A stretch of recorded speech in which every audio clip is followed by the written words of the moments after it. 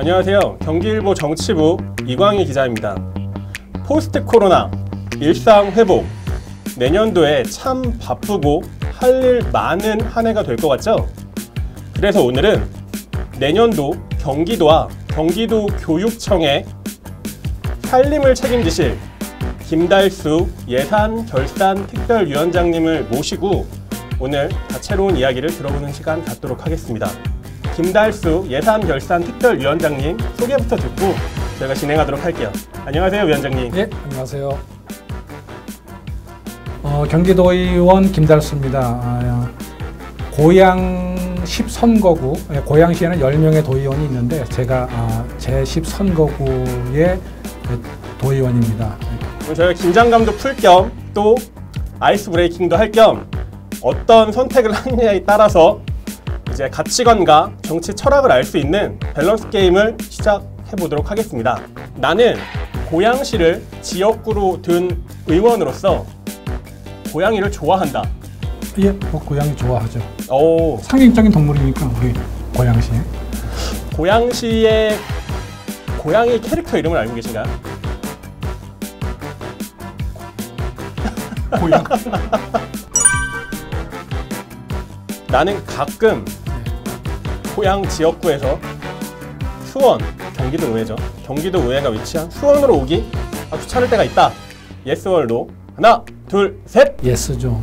오, 저는 사명감이 있으셔갖고 하나도 안 힘들어 이럴 줄 아셨는데 운전이 너무 힘들어요. 나는 솔직히 내가 경기도 의회 의장이었으면 장현국 의장보다 잘했다. 예스 월로 하나, 둘, 셋. 예스. 하고 싶었으니까 내가.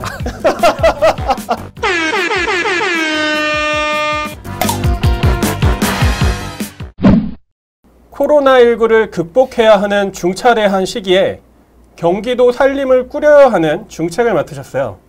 각오를 한번 밝혀주시죠.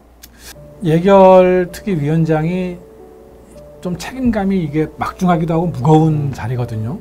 이게 예산결산특별위원회 이제 예결특위라고 줄여서 하는데 예결특위라는 게 경기도와 경기도교육청의 예산을 본회의에 올리기 전에 최종적으로 의결하기 전에 최종적으로 심사하고 조율하는 그런 특별기구입니다.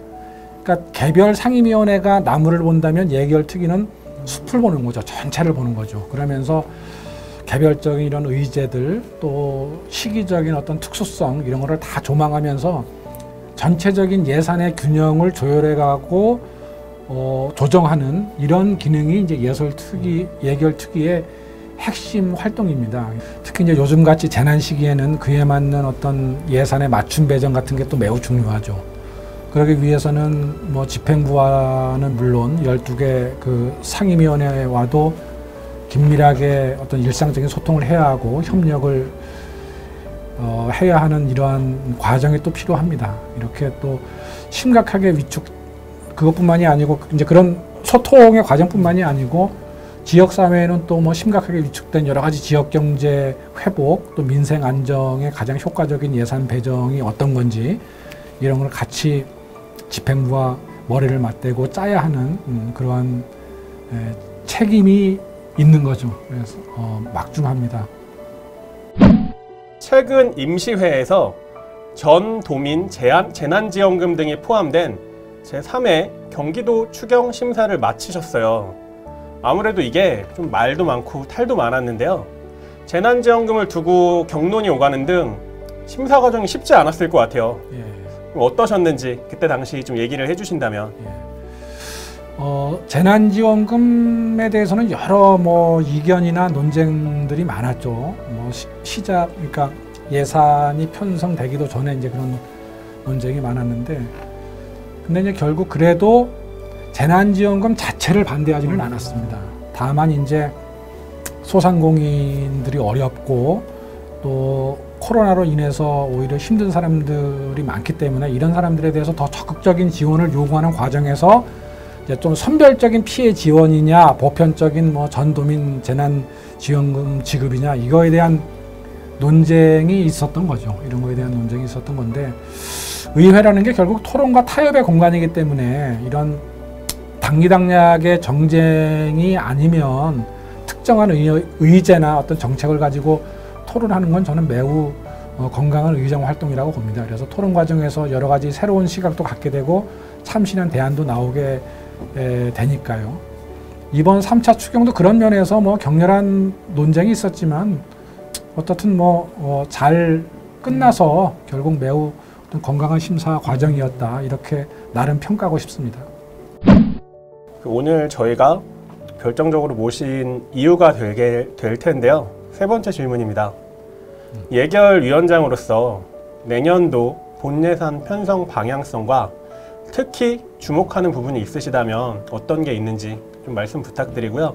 저희가 두 개로 이원화돼서 질문을 드릴게요. 먼저 경기도입니다. 경기도와 이제 도교육청인데, 경기도 같은 경우는 아무래도 코로나19로 인한 여러 재난 상황을 극복하기 위한 예산 편성이 이제 중심이 되겠죠. 골목 상권과 소상공인들이 너무 심각하게 타격을 입었고, 이에 대한 지원 구조를 확대하는 것이 아마 경기도의 관건일 것 같고, 특히 소상공인에 대한 손실보상과 금융지원, 그리고 소비 진작을 위한 여러 가지 민생경제 정책들이 다각적으로 아마 마련돼야 한다고 생각합니다. 다음으로 경기도 교육청 관련해서는 어떤 보관이 있으신 건지 말씀해 주시죠. 네, 교육청도 이제 큰 방향은 코로나19 장기화로 인해서 여러 가지 교육 손실이 많습니다. 그래서 이 교육 손실을 회복하고 또 포스트 코로나 시대를 대비한 이런 미래교육 대전환이 이제 큰 과제겠죠. 그래서 그동안 코로나19로 인한 어떤 학습, 정서, 사회성 결손 회복 지원이 아마 핵심적일 것 같고, 이에 대한 예산 편성이 핵심적일 것 같고, 특히 최근에는 이제 환경 문제나 기후 변화 이런 문제와 관련해서 그린 스마트 미래 학교 전환이 이제 이슈거든요. 그쵸. 그래서 기존의 어떤 규격화된 교실이 수강 인원이나 수업 상황에 따라서 이렇게 분할하고 통합하고 이렇게 되게 유연하고 다목적으로 활용될 수 있는 공간으로 바꾸는 이런 사업들, 또 무선 인터넷, 학습 플랫폼, 디지털 기기 등등등 첨단 지능 스마트 환경을 이렇게 구축해서 온오프라인 연계 수업, 에듀테크 기반의 맞춤형 개별 학습 확대 등등 기반 마련을 위한 사업 이런 것들 아마 상당히 교육청 사업도 아마 다각적으로 변화가 있을 것 같아요. 우리 도민들께, 또 우리 고생 많으셨을 우리 도민들께 한 말씀 해주신다면요. 네.